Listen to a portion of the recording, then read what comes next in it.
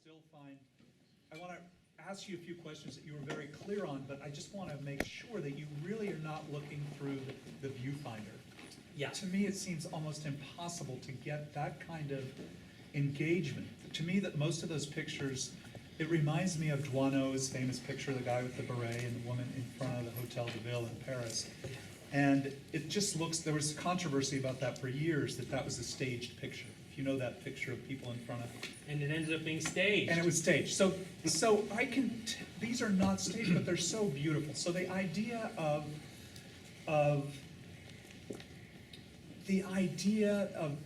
not being the decisive moment, this composed moment, the idea of this being what I think in reading about your work and reading a bit about this, it seems to be called by many the uncomposed moment. Mm-hmm. So the composed versus the uncomposed, the decisive moment versus the abandoned moment. But I find these pictures so compelling that I'm just curious how you're really doing this. Yeah. Like, can I be so bold? What's your stance, man? What do you look like? What do you look like when you're doing this? That's probably generally pretty foolish. No, but Have you ever seen pictures of people taking pictures? The classic one is this, right? But at least I made a great picture now.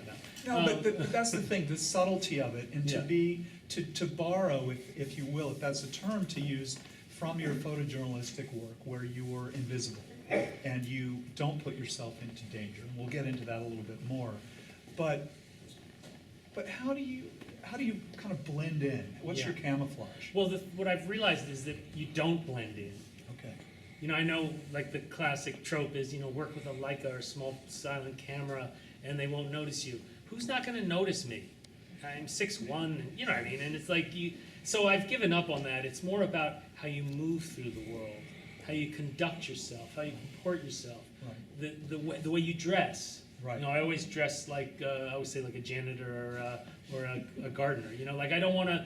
Nothing against those folks, by the way, but no, I mean like I want to blend in. I don't want to stand out because it's not about me. Now, maybe if you're going to a rave or like a rock concert, yeah, you dress flamboyantly because that crowd would appreciate that. But in most cases, I don't want anyone to notice me. But if they do notice me, I want them to feel like I have my act together. Because one of the other things about photography is, if I'm fumbling or I'm anxious and nervous, then you're going to feel that way too. So anyway, my approach is very much I'm walking down the street and my camera's at my hip, and literally I'm just photographing from my hip, or sometimes I'll go there, or it can be anywhere, but it's not here. And also yes. Yeah, can we ask questions? Well, I thought we'd save them up till the end, if that's okay. Okay. Is that okay? Yeah. Unless, Don't forget it. unless you. Okay. Or should we be spontaneous? Let's be spontaneous. Go ahead. Go for it. Please. Okay, two things. I noticed that your exposures are perfect, and a lot of them would be difficult if you had to do it manually. So that's one question. Are you just using automatic? Or do you get to a scene and you figure out the lighting, and then as people walk by, or as you walk, you're already set up with your exposure and depth of field and all? Yeah. And the other question is, do you have any problem if you want to publish some of these photographs of people when you have not gotten any signed release forms? Permission, yeah. Great question. Tricky one. Thank you. Thank you. Let's go back to Ron. No, I'm sorry.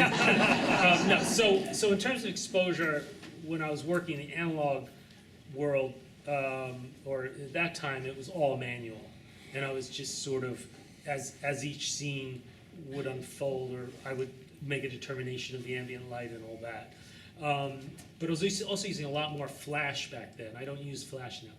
Now I'm working pretty much automatic exposure, but I have a good sense of where things are at, parameters of like the contrast level in the situations, and also digital just makes it easier. Sorry guys. My God, it was so much harder in the film days. And You then know. there's always Photoshop. That's what I'm saying, though. But you know, I welcome that. Anytime, anything, any tools that make our lives better or allow us to be more creative, bring it on. That's great. So, in terms of permissions, it's a good question. There's a lawyer in the room, at least one I know of. I think that because it's on the street, that for the most part, I'm all right. Now, for commercial uses, of course not. Cover of a magazine, no. But anything in the editorial sphere, magazines, newspapers, and books, as long as they're not in a place like a cover where it could be used to promote that publication, I'm pretty much okay.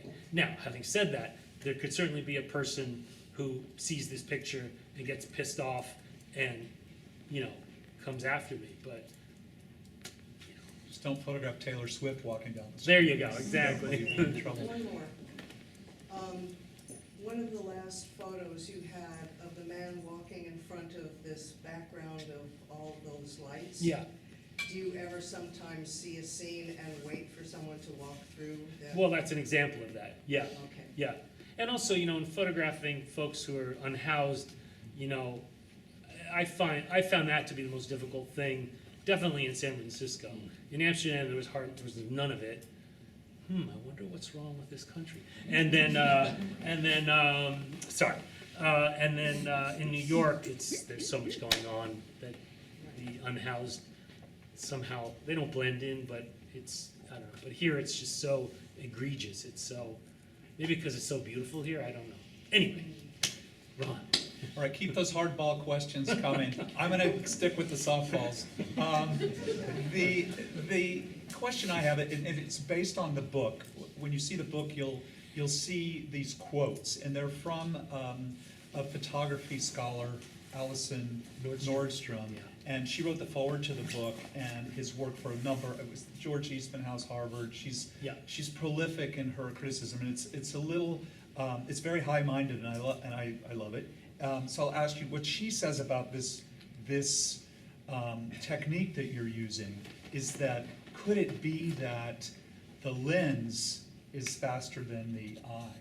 So meaning, you snap it and you get this because the lens grabs it. If you're there composing, waiting for the right moment, you might miss it, you might sneeze, you might, anything can happen. So this decisive moment could be flawed. Maybe the lens really knows what you're doing, maybe randomly.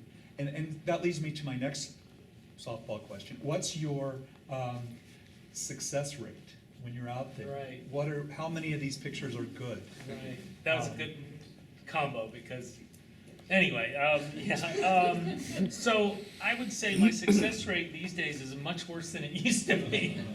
Much worse? Yeah. So what about the learning curve?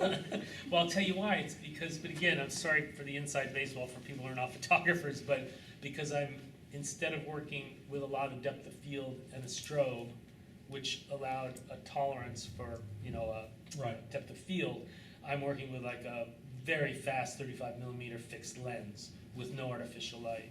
So if I'm not spot on with my my focus, then there are a lot of images I've made in the last 6 months that would have been really strong and they just were too out of focus.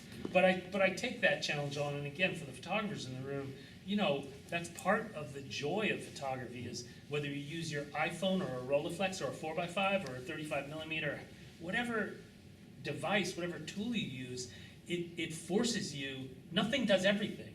So it forces you to learn that tool and in a sense to dance with it and to work with it. And each of these different tools, if you like, they have distinct results in a way. I know a lot of young photographers now are purposely shifting to film, to analog, wet darkroom, Right. which is beautiful. And I think it's because that's a way you can be different now. Everyone has like a Canon 35 millimeter camera, it starts to feel the same. So It's true. I think I answered your question. Yes, you did. Okay. And it's true that this, going back to I sold my Canon, or my Contax T3 for 10 times more than I paid for it, because this younger generation wants that film camera. It's the thing to have. Maybe not a Leica Q2, but it's the go-to that to be different. But another question I have, talking about your approach and technique, just defining terms, then we'll move on to another topic. As far as being, I want to talk about when you're in a fraught situation. But last question or two about the technique. Do you ever engage? When you see something, is there ever a moment when you're compelled to speak with the subject? In this approach? Yes, in this approach. No. Never. You just, Which is diametrically opposed to the 99% of the work I've done in my life. right. So how do you prevent yourself from doing that? Like if you know you could make it this much better, you know, is it as, so even though it's unbridled, there's some self-control Yeah, there. well, because if I engage, then I change it, and that's the whole idea of the candid moment, Okay. you know? Got it. Now, okay, I didn't lie, but I forgot. So last week, was it last Tuesday, I had the most magical experience, and maybe some of you guys, there was this gentleman, I was in, what's that park behind City Hall? United Nations Plaza, right? And there's that beautiful line of trees that I think this time of year are clipped, anyway. And so I kind of came around from Polk Street, I saw this line of trees, and I thought, oh, there might be something there with like layering, waiting for people to come by. And then I get closer, and there's this beautiful African American man who's standing here, standing like this, and there are all these little birds on him. And so I sheepishly, maybe 20, 30 feet from behind him, I do like a video with my iPhone, because this is an example of where, you know, as soon as I engage with him, The birds fly away. or it's different, Yeah. or he looks at me. Anyway, but this was too much, so I did that little, like, you know, video. Then I walked around and I approached him from the front, and maybe I was, you know, 7, 8 feet away from him, and he's just standing there with this just tranquil, with this beautiful, beautiful face, and all these birds are on him, and I know I had one of these moments for whether I was with him for 2 minutes or 5 minutes, that I got transported somewhere else, and then he just sort of looks up and he starts to tell me what the birds are, right? Which I can't even remember, and they're all like little itty birds, and then, you know, my name's Mike, I'm a baker, and I don't know if he goes. Have any of you guys encountered this guy?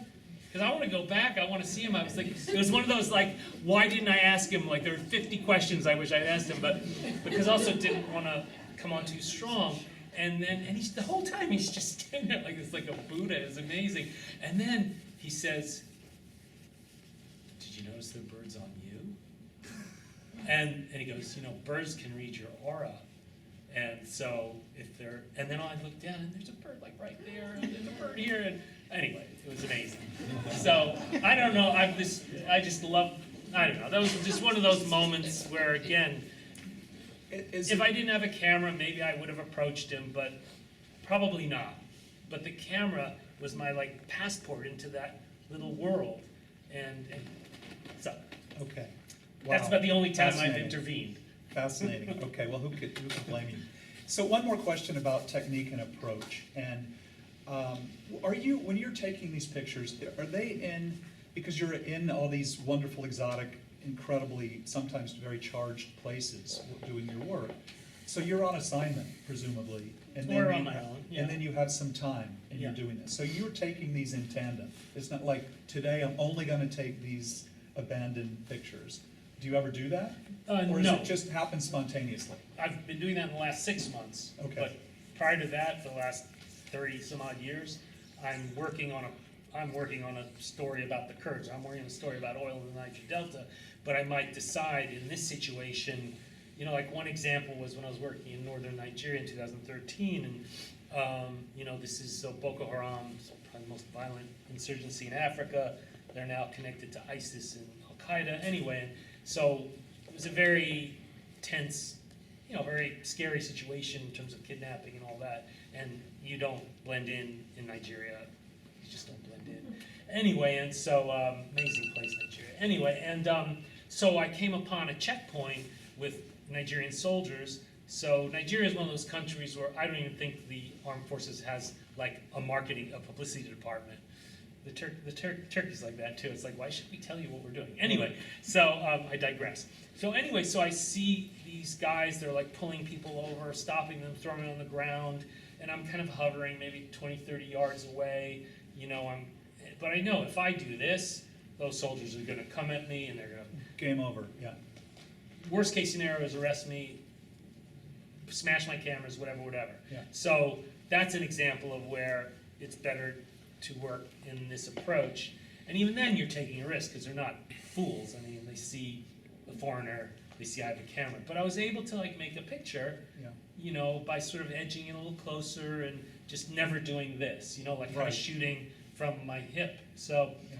anyway, I can't remember your question, but I hope I answered it. That was fascinating. Okay. That was very interesting, and it brings to my mind another one of these Allison Nordstrom quotes that are in your book, and it's about this William, because I know you care about writing and literature, and it brings to mind this William Blake's idea of innocence over experience. So to me, you're in a very fraught situation, and yet instead of following that rule, well, instead of taking the picture, the composition, you kind of are innocent about it. You have to document this somehow. You're compelled to do that. So you do it kind of on the slides, so you don't end up with your equipment smashed and Yeah.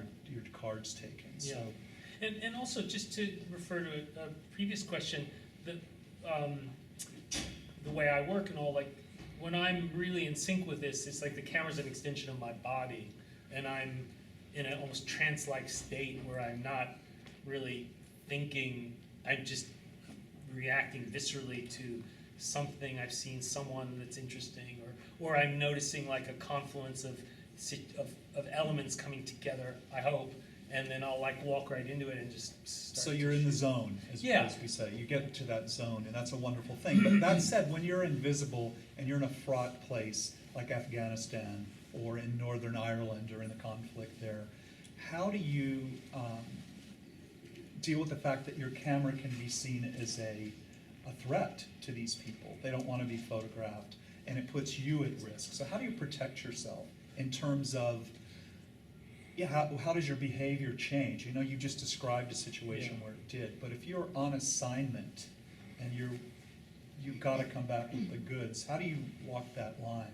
So, vast difference between Northern Ireland and Afghanistan, just Vast difference, I vast understand. difference. Like Northern Ireland, you can walk around with a camera and nobody's gonna kidnap you, and you might Gotcha, understood. upset someone. Understood. Or you might do something, you photograph someone you didn't realize you shouldn't have photographed, but, that's a different scene. In places like Afghanistan, it's just much wilder, and again, you don't blend in, it's obvious what you are. So, what happens is, and I experienced this also in northern Nigeria, is that you cannot spend very much time on the streets. And that's the sad and also scary, frankly, or anxiety-producing part of it, is that, like I was in Afghanistan in 2019 for UNICEF, and it was like you're in an armed vehicle, you are told, okay, you can get out here, and whether it's in 5 minutes or an hour, okay, we have to leave. And so there's none of this like roaming around sort of thing. So you And, listen to your fixer and your team there. Absolutely. Respectful. Well, because also I don't want to risk their lives. Exactly. Yeah, absolutely. I mean, I get to leave, they don't. So, Right. I've learned over time that, you need, not only for my own safety and well-being, but for theirs as well. Okay. I want to, yes, sir. I have a question, yes. So you produced a book with your spouse, and does that represent a certain closure on this phase of your work, or what do you see the next phase of your career? With more of this, or returning to assignment? What happens next? Yeah, well, I hope all of the above, but the only thing I can't control is the assignments. But no, I mean, I feel like this book and these months I've been now consciously making these images have rekindled a kind of fire for this approach, and it's something. I know Julie and I are about to, as I said, take a 5-week trip across the country, and one of the things we want to do is we're searching for some way of reporting on or telling stories about what's going on in America right now. Because I don't know about you guys, but we're really deeply troubled. Even though I don't think things are as bad as the media or our demagogue politicians make it out to be, I actually think that Americans get along way better than we're led to believe. And I say that from experience. I've worked in all 50 states, so I'm not just saying that. But I also don't want to be, milk toast saccharine, rose-colored glasses. Like, there are some real deep fissures and problems in our society. And it's interesting that having worked so much abroad, the place that fascinates me the most now is America. So it's going to be kind of like an extension of Robert Frank's Americans, or do you have that in mind at all? Or? Yeah, I think what we're trying to, and I think I can speak for Julie here, although you yell out if you think I'm not representing us correctly, is that what we're yearning to do is not a story on like immigration on the border and we're gonna, document like, or gun violence, or we want to be more impressionistic, more poetic, more, less specific, and then thereby hopefully more universal. And it's easy to say all I just said, well, kind of easy, but it's much harder to do. But that's what the sort of, I think, the goal we've set out for ourselves, and let's see how the next 5 weeks goes, but it was obviously only the beginning. Although, and besides that, I mean, at this point, the majority of my work is filmmaking, is doing videos. And so I hope to continue to do that, and one of the big themes for the last 10 years, I've been working on an issue of chronic kidney disease around the world. And so I just, this summer, did a piece for Time, a film and photo essay about the Nepalese workers who went to Qatar for the World Cup. Many of them got sick and died. But that's an extension of the kidney disease project. And now I'm involved in a series of films for the European Commission looking at the impact of heat stress on workers. So, sorry, that was a lot, but basically to answer your question, I hope I continue to do Abandoned Moments. I'd actually love to apply it to our work in America, if that's possible. Tune in 6 months, let's see. And then I can't stop doing the issue-oriented work. And right now, issues around, climate change and specifically the impact on workers. Like, there's just some jobs now, manual labor, that are unfit for humans to do anymore in the conditions that exist in such a hot planet. I was in Qatar in August, it was 120 degrees, 80% humidity. Within 5 minutes, and I was just taking pictures, I wasn't a construction worker, I was drenched. And so, it's well, anyway, I'm sorry. Now I'm going back to my normal mode of issues. And, but this is what I care about, this is what drives me. And, one of the many things that doing this work invariably, well, not invariably, but for me has done is it has made me care about things and issues that are outside of my little life that don't necessarily impact me, but I can't turn a blind eye to them.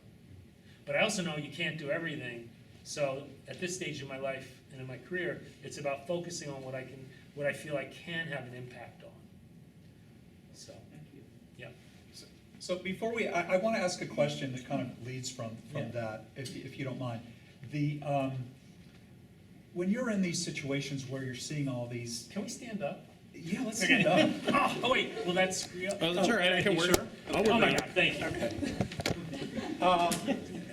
Gotta unleash the let's stand energy up. here. Yes, let's do. So, my question is around when you're dealing with all these heavy issues, you're in these situations and you're seeing people suffering, and even though you're maybe not suffering the way that they are, that's got to take an emotional toll on you.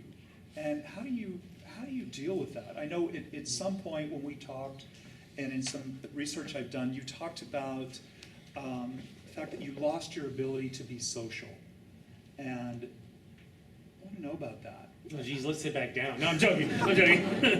No, but how do you cope with those, Yeah. with that being on the road and dealing with these issues? And I'm sure it's different when Julie's there with you. Yeah. And even when you're there with an editor, but how do you move beyond that? Yeah. Well, it's become in many ways one of the most challenging aspects of doing this work, the cumulative toll. But you know, if you're a nurse, if you're a doctor, if you're a social worker, I mean, there's many Sure. professions where they're dealing with life and death issues all the time, so Right. even heavier than what I've had to experience. But having said that, I mean, really, you know, thank goodness I've got Julie and two beautiful young people, our children, Eli and Isabel, and you know, seriously, it's not a cliche. Every morning when I wake up, they're the like talisman. They're the thing that it's like, I'll be okay. Got to keep on going. And then you know, I've done a fair bit of therapy over the years, on and off. I mean, that helps.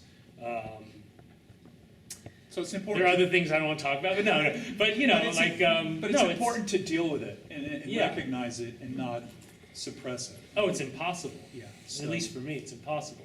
You know, having dear friends or colleagues to talk to, but a lot of it is just, yeah, it's just cumulative and definitely not as social, not as, yeah. We were talking with someone about social battery recently. That my social battery used to be much stronger and last longer. It's much weaker and it really dissipates quickly now. And part of that is that I continue to work. I mean, Right. we continue to work and hear the stories of people and absorb, you know, not just their trauma and their pain, but also their joys and the beautiful Right. things. But there's a point where it's like, okay, I'm done now. And then, you know, I'm at a party and it's like, I don't really want to hear about what you're working on, and actually don't want to tell you what I'm working Sure. on. And then we're stuck. But you know that. You know that. So do you take time off? Do you meditate? You could be like the pigeon guy Yeah, and do your yeah, thing. most mornings I exercise, which is helpful. But, well, honestly, I feel bad for Julie because, you know, she doesn't suffer from this, so, Right. you know, they're Well, that's good. That's good. So it's a balance. Oh my God, it's become a So- therapy session, I'm sorry. So, no, so that's not, so now we can lay down. Let's tell me. So, but another thing I wanted to ask, change subjects slightly, and early on, well, two things. I want to talk quickly about when you were in your formative years and had a formal education in photography. What else did you study? What gave you the background? If you were interested in photography and having a career, what kind of? Yeah, that's a great point, a really important question. So I ended up going to the Newhouse School of Public Communications at Syracuse University, which is a pretty straight arrow school. But one of the great things that the Newhouse School teaches is basically like 1/8 of my course load was photography. That it's basically, which I agree with, is if you want to report on the world, you need to learn about the world.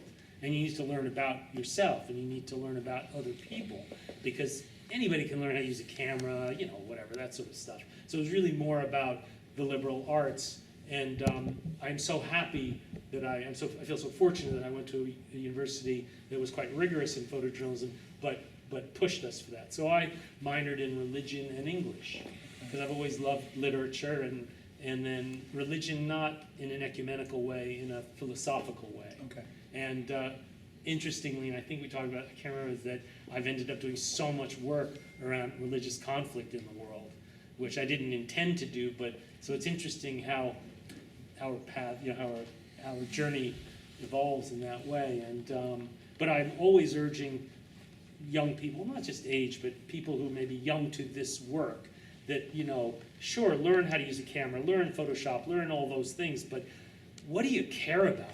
What are you interested in? You know, I love this example of an old friend of mine who we met here in San Francisco, George Steinmetz. He got a degree in geophysics at Stanford, graduates from Stanford, and then realizes, I don't want to work in the oil industry. So he takes some cameras, goes to Africa for a year, bums around Africa, and he ends up becoming this like major National Geographic photographer. Right. But when I watch how he works, he has the mind of a scientist. He'll lay out topographical maps, and he'll know like the geographical strata of the rock that he's going to photograph. He does aerial photography, you know. And I look at that and I think I would never approach things that way, because if I wasn't a photographer, I'd be like a social worker or a therapist, probably, you know, anthropologist. So I approach it very much from the humanistic side of things, the emotional side of things. So whatever is right for you, or who, you know.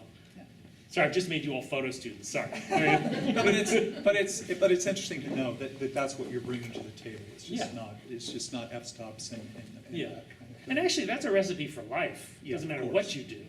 What do you care about? Right. Because whatever you care about, if you can tap into that energy, that's your superpower. That's where the greatness will happen. Because that's where you'll be willing to like not let people get in your way. Because people are going to get in your way. Organizations, institutions will get in your way. You have to have that willpower to keep on moving forward.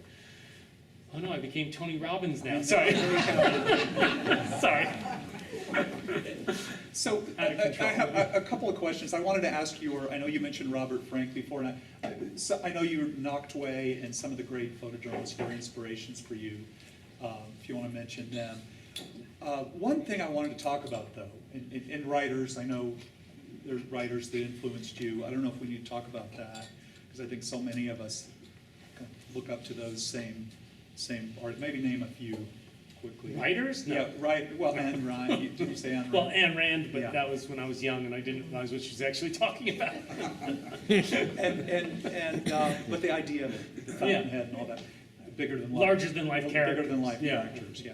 Always inspiring. But one thing I wanted to get into a little bit is the creation of your book. And something that it always resonates with me. On my bookshelf at home, I have one of the first photography books I ever read, and it was from 1978. It was Susan Sontag and on photography, and somewhere in there, towards the end, it says, photography allows one to be a tourist in other people's worlds. And I always love that. And someday in your own. So when you're going to do a book, what's it like to go back 40 years and look at all your work? How do you feel? Do you get sentimental? Do you get melancholy? Do you just love it and pour over? Do you rediscover things? Yeah. What's that process? Well, that's a great quote. I hadn't thought about that one in a while. No, but I mean, it's true with the phones and Instagram now, we do become tourists in our own lives. We don't actually live our lives anymore, we just document them. Anyway. Pretty much. So- Yeah, I think, when I get a chance to go, I mean, this is the fourth book I've done in a row that are all derived from my archives. So going through my work is a part of my practice now. And again, I love to refer to this quote by Don McCullen, a great British photojournalist. He's in his 80s now. And one time when a lecture years ago where he talked about how, he'd be in bed at night in his country house in England, and he would hear his negatives talking to each other. And I thought that was so beautiful, that idea that if you're fortunate enough to not only live long enough, but create long enough, you've accumulated all this work. So all of a sudden, it's just about the Kurds, or aging in America, or oil in Nigeria, that they start to talk to each other. And then if you can listen, or see, to carry that metaphor, then you make new discoveries that, and I always felt that way, like on National Geographic projects where, you shoot 20, 30,000 images, but the story would be reduced to 14 images. If you're lucky, 14 images in print, right? So what about those other, 29,000 whatever images? Well, what I learned is that, when you're working on these big projects, and the same goes for my personal work, you go down alleyways to pursue a particular issue theme, and maybe it doesn't produce an image that's right for the story you're working on, but there's some great stuff there. So anyway, it's always this beautiful sense of discovery when I go back through my work. I'm sure there will be a day where that stops happening, but anyway, not yet. Now, and here's a question too that I have. I think it'll be my second to last question, and we'll Yeah, we open gotta it up hear to all of you. I wanna hear what's on your mind. From you guys. This is a tough question to ask a photographer, because as a photo editor, I have my own opinions. But are you a good editor of your own work? No, it's a valid question. I've gotten better. I think I'm pretty good, but I often need another set So do of you like to eyes. work with an editor? Absolutely. And what is that like? Do you listen to them? Do you? Yeah, okay, how many editors are in the room? No. No, but I'm serious, because it's a, Yeah, so I'll be it can become a totally thing. candid, since that seems to be how I am. So there was a point, like working with certain editors at National Geographic. This was when you would go to Washington, you'd actually work side by side, and you'd literally go from the very first frame to the very last frame, because there was this methodical way that you would edit, which was beautiful and amazing, and I learned so much by doing that many, many times over the years I worked with them. But occasionally I'd work with a photo editor where I realized, you've looked at too many pictures, man. You don't have the joy anymore. Right. It's all about, like, that's good, that's bad. And I was like, no, that's not why I fucking make pictures. It's way deeper than that. It's way more subtle than that. Sure. And so there were times where with certain editors, it was just like, this is not joyful. I feel like I'm on trial.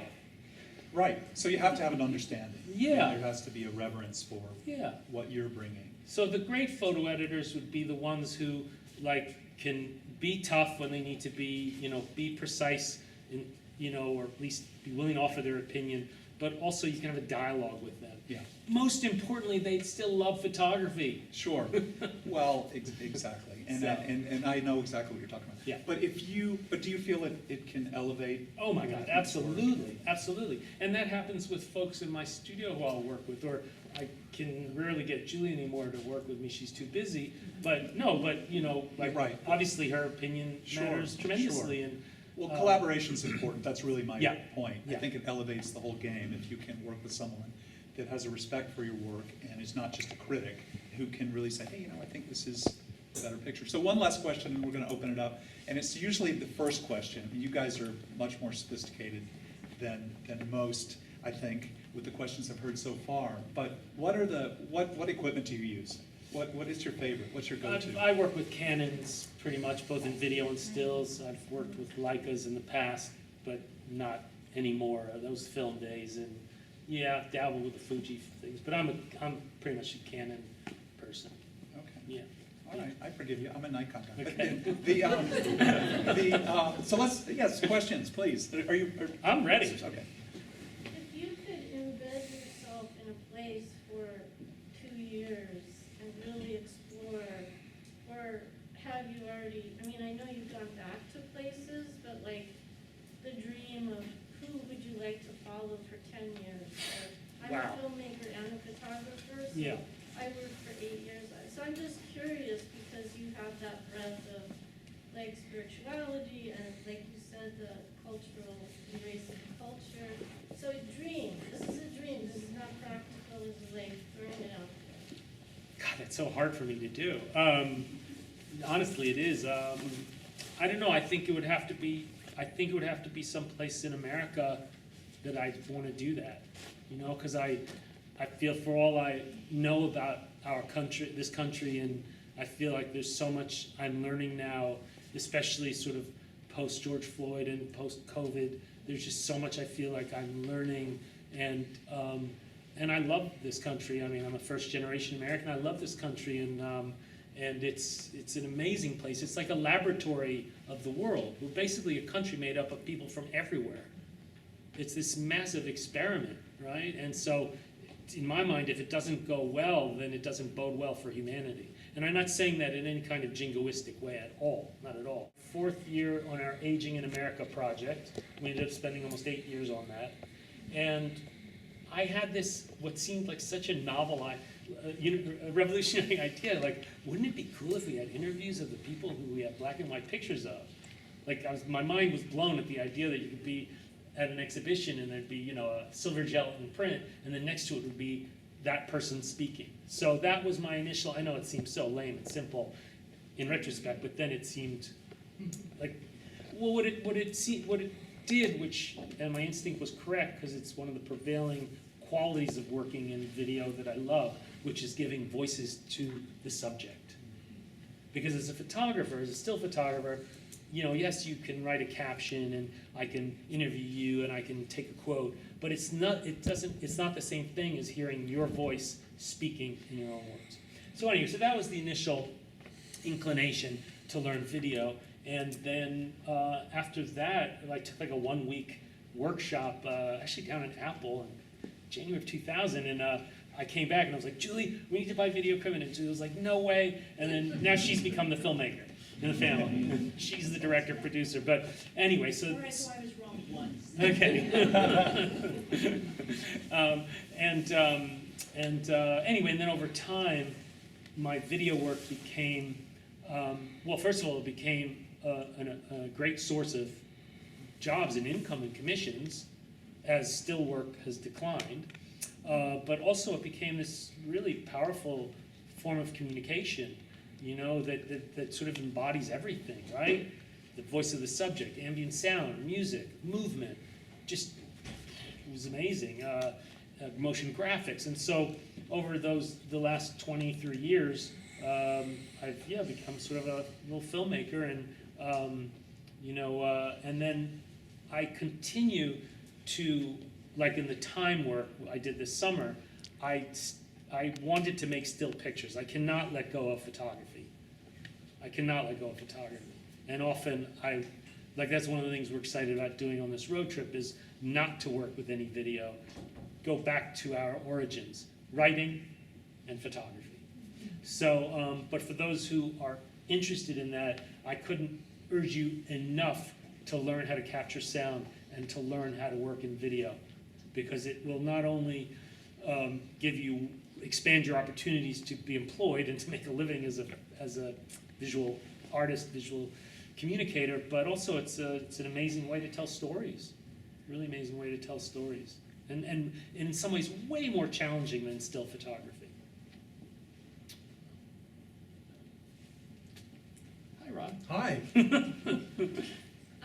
Over the past 6 months, when you've been able to spend more time in Amsterdam, New York, San Francisco, I'm curious what an average day of work looks like. Do you kind of set out and say, I'm going to walk around, these number of blocks around City Hall, or do you kind of just set out and see what happens? Yeah, so on the days where I don't have other work or whatever, and I'm just waking up in San Francisco and Amsterdam, it's like I don't have any responsibilities per se.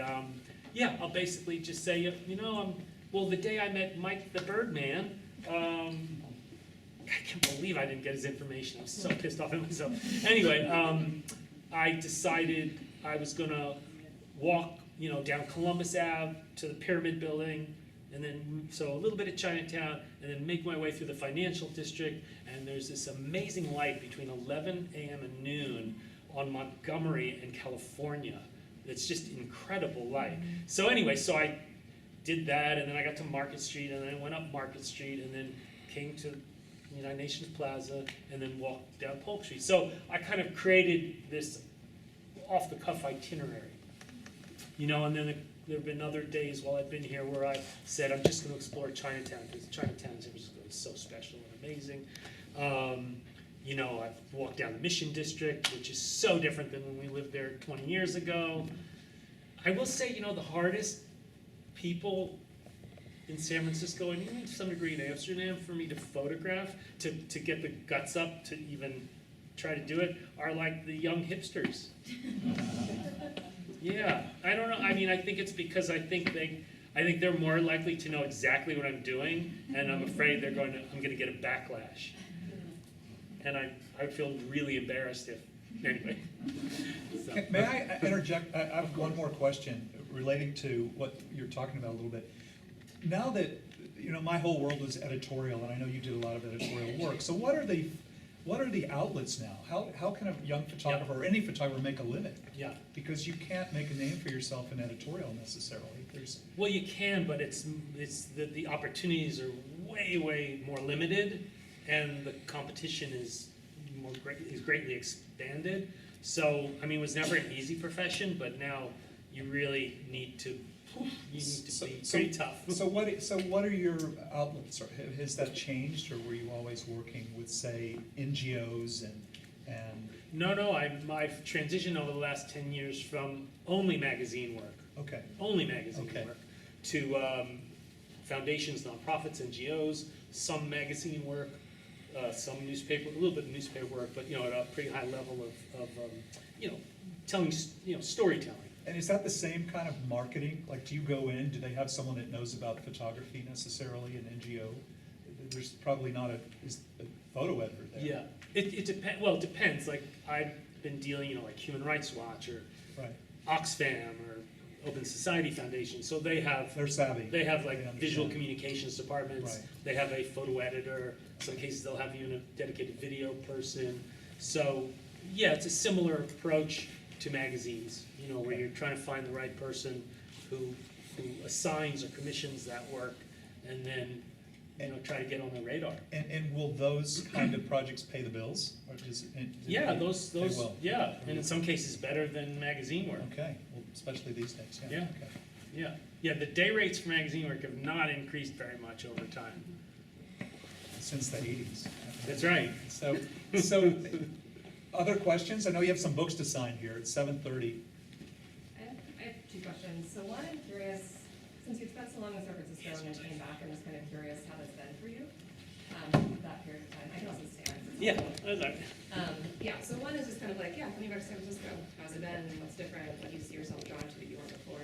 And then the second one is like, I am curious, I hate going through my old photos, and so it seems like that would be a huge part of this project, and so I'm just kind of curious to hear you talk about like, how do you manage your archives, and like, how do you actually like go through and approach like a book like this that spans so many photographs over so many years? Yeah. Okay, so this has been another bone of contention between Julie and I for the last 19 years since we moved back east, but she did not want to leave San Francisco, and I did. I was ready after 25 years to go back to the East Coast. And in the ensuing 19 years, we've come here so many times. And, well, our son lives here now, so of course that is super important. But I've not liked San Francisco, and I've not liked how it's changed. But I have to tell you, this time being here for 2+ months, what I've come to appreciate is in some ways the city has grown up. And I say that maybe as a New Yorker, not as an obnoxious New Yorker, but as someone who knows a big city. And that, for better or worse, for good and bad, this city has grown up. That in some ways it's more sophisticated. Well, first of all, the people here are changing the world, right?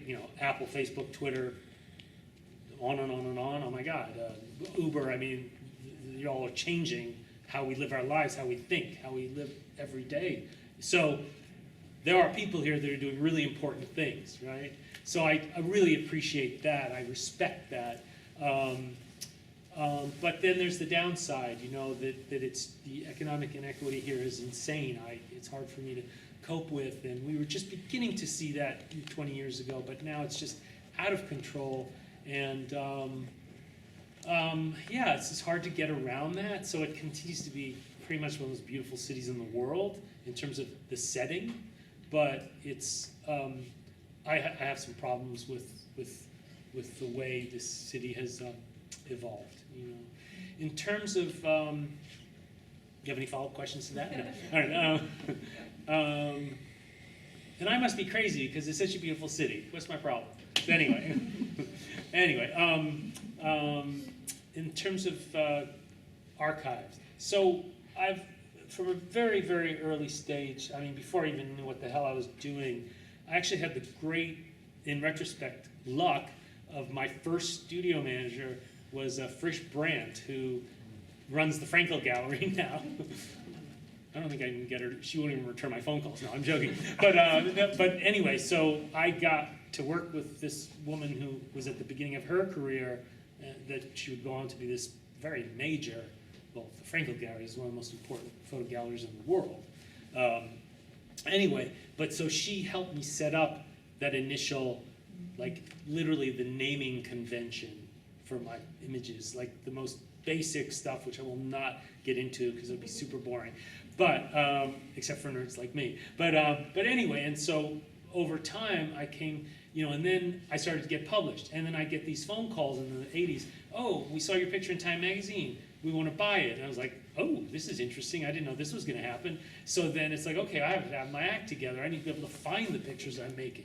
So over time, I've basically created a pretty amazing digital archive and analog archive, because from early on, I knew I never wanted to not be able to find an image, that would break my heart. So it was that ethos and that inspiration that guided me to figure out how to create pretty much a bulletproof archive that allows me, and now with the digital workflow, it's incredible, as long as you've keyworded and you've put all the metadata in properly, then, it's, I'm working on these things with my current creative director of like these visual riffs, it's like, so we're putting in like all kinds of terms, like, well, the next one I'm gonna do is the hijab.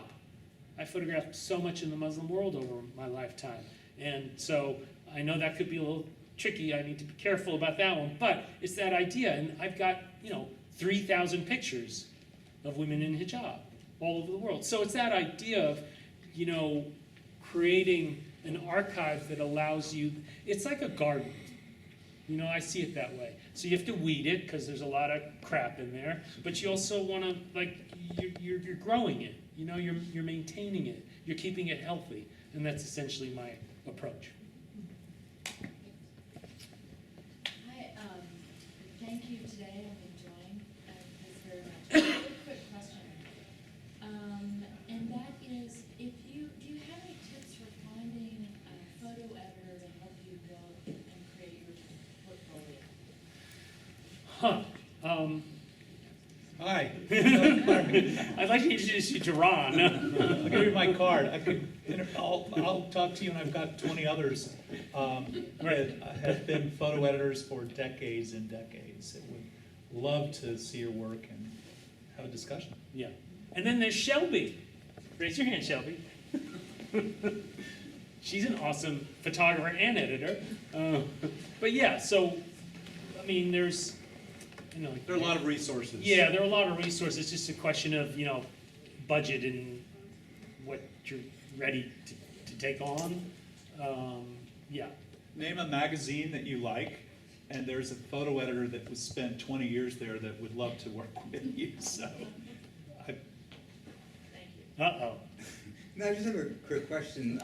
So you like to be relatively inconspicuous when you shoot, and you're shooting, you said, with like a fixed lens, 35, is that what you said? Well, on this work, yeah. Like a little Canon or Fuji or something? Yeah, 5D, so it's not very little. So if you really want to be inconspicuous, it seems another way of doing that, I know the quality is different, but obviously, accelerating more and more, is why not just use an iPhone? Yeah, well, it's just not there yet for me. Mm-hmm. And I've done a lot of assignment work on iPhones, where I've even been commissioned to shoot with it. And even some of the work I did in Qatar, in Nepal, because of the situation where I couldn't pull out a video camera, I shot with my iPhone in video cinema mode. It was beautiful, but it's just not the same. I mean, it would make my life a lot easier, but it's just not the same. Yeah, it's an interesting one though. There might be a day not too far in the future where that is what we're using. I think a lot of people actually use iPhones these days for Yeah. pictures. Oh, absolutely. Yeah. I'm kidding. Yeah. What'd you say? It feels like in this business, there's always someone that was the first person to give you your break, and I'm wondering who comes to mind. Who was the person, looking back from the beginning, when you were transitioning from student and professional, who rises to the top as someone that was really a champion for you? So it would probably be a few people in different, so the first would be Jim Dooley, who then was the director of photography of the Los Angeles Times. And it was, I don't know, I was probably 22, 23 years old, just getting started here in San Francisco. And thankfully he started to give me some like stringing work for the LA Times in Northern California. That was the first kind of more major editor publication. And then, Tom Kennedy at National Geographic, who was then director of photography, and thankfully thought enough to give me an assignment, and then the rest is history from there. Kathy Ryan at the New York Times Magazine, but that waxes and wanes. She's a tough one. But I would say, really Jim and Tom were the ones. The relationships in the business is something that you don't hear a lot about in the conversations about how to make images, but it feels really important, the community of people that enable photographers to do the work. Yes, But I've also learned quite cruelly over the decades that those relationships don't last. You know, it's rare if it does. You know, I've got one or two relationships, let's say from National Geographic, you know, I worked with them for 25 years, that it's not about work, we just love each other and just stay at each other's homes and get together, but most of the folks, it's a pretty brutal profession, you know, and especially as you get older, but you know. So I always say to people, forge those relationships and make them as personal as you can, because it also is just a more beautiful thing, you know, it's just more beautiful to work with people you care about, but they don't last. That's my experience. And on that note, Okay, on that- get out of here.